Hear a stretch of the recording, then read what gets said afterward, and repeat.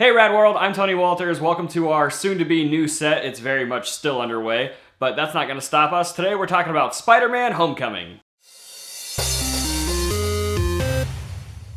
Spider-Man Homecoming stars Tom Holland, Michael Keaton, Robert Downey Jr., and is directed by Tom Watts. This is the official launch of Spider-Man into the MCU. It's the third actor that we've seen play Spider-Man in like the past 10 years, so how was it? Was it going to meet everybody's expectations? I think Spider-Man is probably a lot of people's favorite superhero. I know he was my favorite superhero growing up, so I have quite the attachment to Spider-Man and his lore and his enemies and just all of his backstory and all that. So how does Spider-Man fit into the MCU? Well, in this story, Spider-Man is in high school and he is apprenticing under Tony Stark.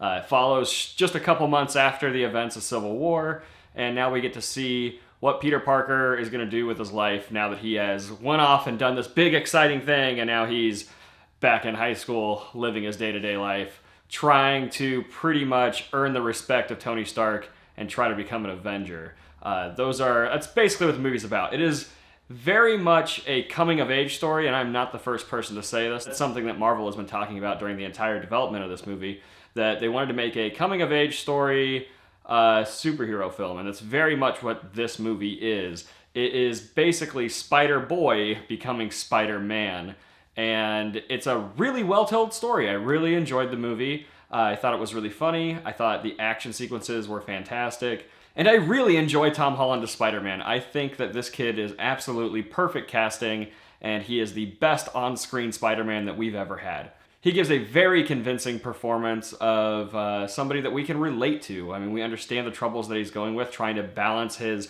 personal life with that of being a superhero. These are the reasons why we relate to Spider-Man anyway, is that he's just like we are, but he's, has a greater responsibility to handle in his life. So I think Spider-Man is extremely relatable because he is the everyman. He, goes to school every day. He tries to talk to girls. He gets bullied. These are like the average problems that we face in the world as an adolescent. And I think that Tom Holland captures these things perfectly in his performance. I mean, the stuff that he goes through in the movie, you feel for him, and you want him to succeed in his personal life as much as you want him to succeed as Spider-Man. I think that that's where this movie is very well executed. Let's talk about Michael Keaton playing another Birdman. All right, he's playing the Vulture, and this is probably one of the best MCU villains that we've had since Loki. He's extremely memorable.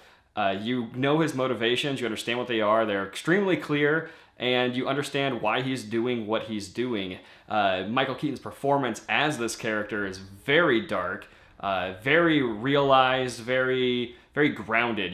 Just because of how clear his motivations are, the things that he does are not surprising. There are a couple of nice little twists of his character that come into play that keep you guessing a little bit, which just further makes his character even that more interesting. So absolutely loved Michael Keaton's Vulture, absolutely loved Tom Holland's Spider-Man. Robert Downey Jr., always great as Iron Man, does not have as big of a role in this movie as the trailers would portray, which is a good thing. We want this movie to be a Spider-Man movie. We don't want it to be Iron Man 4. Performances all around, I really enjoyed the majority of the characters. Peter's best friend in the movie is pretty much the comic relief, and I think that he does a really good job at being funny and, just situational humor that pops up here and there that is, you get some good laughs out of that. There are a couple of character choices, though, that they decided to go a different way with than we've seen previously. I don't want to necessarily spoil those things, because one of them kind of is a twist. Another being Flash Thompson's character, the way that he's portrayed in the film, is not so much that of the big jock that we've seen in previous Spider-Man films and in the comics. He's still kind of a jock, but he's more of like a math jock, or like a nerd jock. I don't know. The school that they go to is a little bit different than the school that they've gone to in previous films, so I understand why they maybe went that direction, but it is a little bit odd seeing Flash Thompson be portrayed that way, but I'm curious where they're going to go with it. I'm not upset by it. It's actually a little bit of a nice change of pace, so it keeps you guessing a little bit. So I'm curious to where they're going to take that character. I guess we'll have to wait for Spider-Man Snow coming.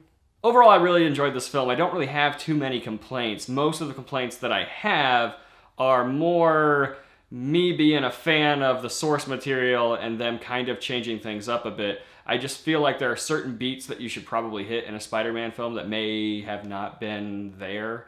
A couple of story elements that I wish would have been at least a little teased in there to try and open up the Spider-Man universe. But, you know, it's unclear right now how much Marvel can use of Spider-Man versus what, you know, Sony's got over there. So hopefully here in the near future, they'll really be able to use some of that Spider-Man lore to build up the movies a little bit more. But as of right now, I think they've got a hell of a kickstart into their little Spider-Man universe within their MCU. I think that they've introduced some interesting characters. I think that they've set up just enough for a Spider-Man sequel and for Spider-Man to pop up in some other things.